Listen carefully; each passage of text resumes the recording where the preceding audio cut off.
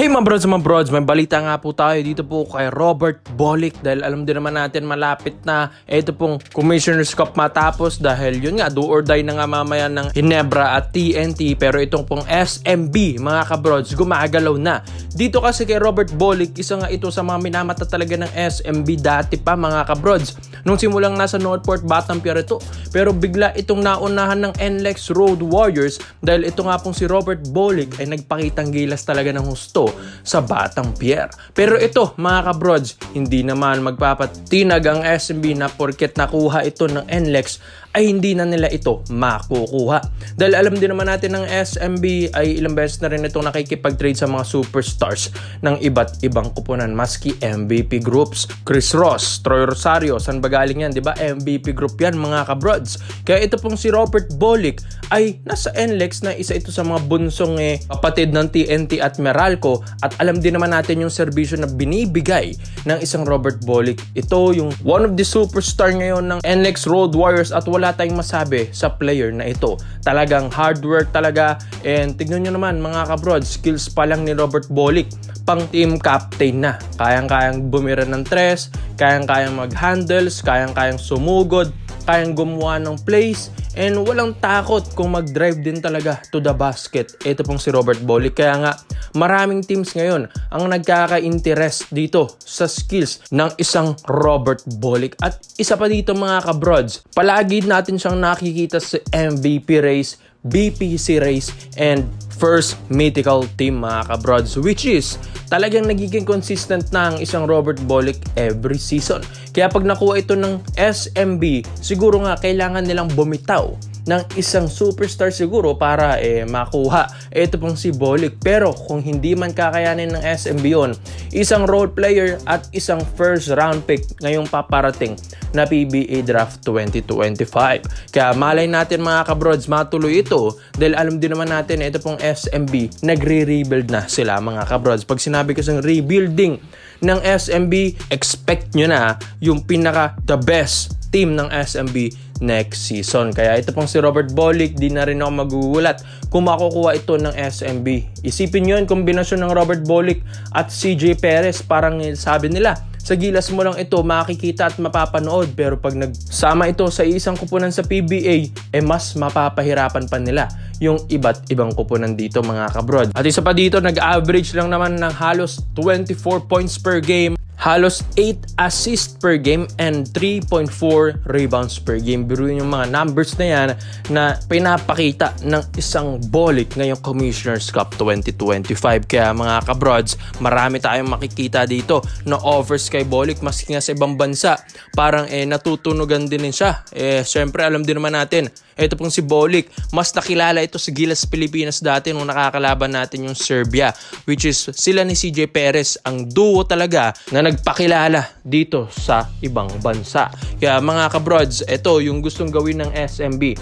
Balak din nila kasing bitawan yung mga ibang superstars dito. Like ito, sina Jericho Cruz, Simon Enciso, Chris Ross mga kabrods. Yan nga yung isa sa mga natutunugan natin kay Mr. Snow Badwa na mga nakaraang post niya dito sa SMB, which is ito, siguro nagkakaroon na rin ng sign na kay Berto pala sila nagluluto ng trade mga kabrods. Well, worth it naman ito kung kukunin talaga ng SMB. Kampyonato pa ang pwedeng ibigay ng isang Berto Robert Bolick sa SMB. Kaya ikaw mga kabrods, babagay bang isang Robert Bolick sa SMB, or baka magsapawan lang sila ni CJ Perez? Pero hindi naman natin yun nakita sa Gilas Pilipinas. Kaya komento mo lang ang opinion mo sa mga brods at isa natin yan. Dito naman po tayo sa kabilang balita naman natin mga brods. Yes, good luck nga sa Ginebra versus TNT mamayang do or die. Pero ito, may reports and rumors tayo dito kay si Stan, yung bulldozer dati ng Barangay Ginebra San Miguel, na ngayong gustong kunin ulit ng Ginebra. Ito po kasing 35 years old Phil German na ito, alam naman natin, nakapako siya dyan sa Terra Firma Jeep. Dapat nga magre-retiro, diba? Last year. Pero under contract pa pala siya ng Jeep, pero hindi naman siya naglalaro mga kabrods. Pero ang Ginebra, isa ito sa dahilan kung bakit nagiging ganito yung career ng isang C-Stan. Dahil simula itong na-trade sa Terra Firma Jeep, nagkanda gulo-gulo na. Ito pong nangyayari kay Stan Hardinger. Well, isa rin din dito mga kabrods yung kanyang pagtatampo. nagtatampo. Yes, kahit sabihin natin na hindi nagtatampo ito pong si C-Stand, makikita rin naman natin sa attitude, body language, kung paano ito determinadong maglaro. 'Di ba? Simulang nalipat nga ito sa jeep. Ang dami nga na daw itong absences sa training ng Terra Firma. Kaya doon pa lang makikita mo na ayaw niya talagang maglaro dito sa koponan na ito. Kaya ito pong Barangay Ginebra San Miguel, ito, nire-reach out na ang Terra Firma Jeep ayon sa mga reports natin dahil ito pong Ginebra, kaysa naman kumuha ng ibang players na naman na big man or rookies, why not dito sa subok na at kung saan nabigyan niya ng kampyonatong SMB ng 2 beses at 2 beses naman na kampyonato sa Barangay Ginebra.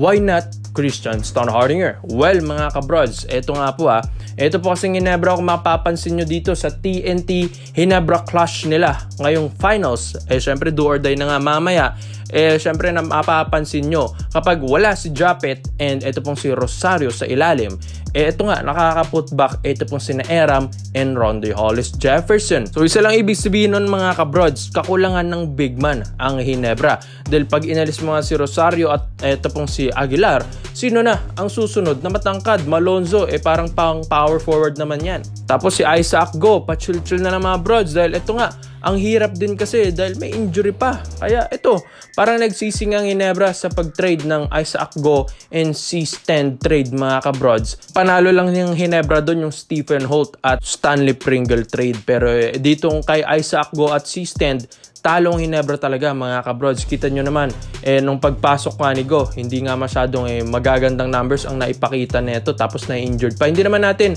nilalait ito pong si Isaac Go. Malakas na player yan, pero mas bagay kasi dito ito pong si Stonehardinger. Alam na sistema ni Coach Tim Cone, alam na sistema kung paano magkampiyon, paano manalo every game, paano umosisyon sa ilalim, paano mag-footwork sa ilalim, paano iscreenan si Tenorio, Scotty, paano bumax out para ma-rebound ni na Scotty Thompson, paano matulungan si Japet Aguilar, paano bumuldozer. Di ba mga kabrods, ang daming nagagawa ng isang C-Stand, kaya nga ang dami ng hinayang nun Tapos isa pa dito, nung simulang na-trade ito ng Ginebra, yun pa yung time na siya yung best scorer ng Ginebra after ng season na yun. Baga siya yung highest pointer or points per game ng Ginebra that time, tapos bigla siyang trinade. Kaya mga kabrods, nakakapanginayang lang. Kaya ito, kaysa naman matenga sa jeep, kaysa naman magkukunyari siyang magretiro, why not ibalik na ng Ginebra? Knowing na nasa Terra Firma lang din naman ito,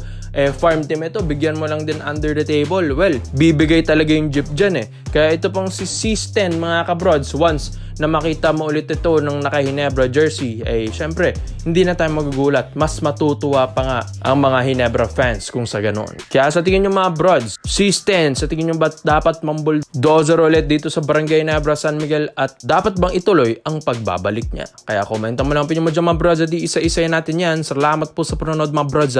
This is Phil Basketball. Yun lang, I'm out.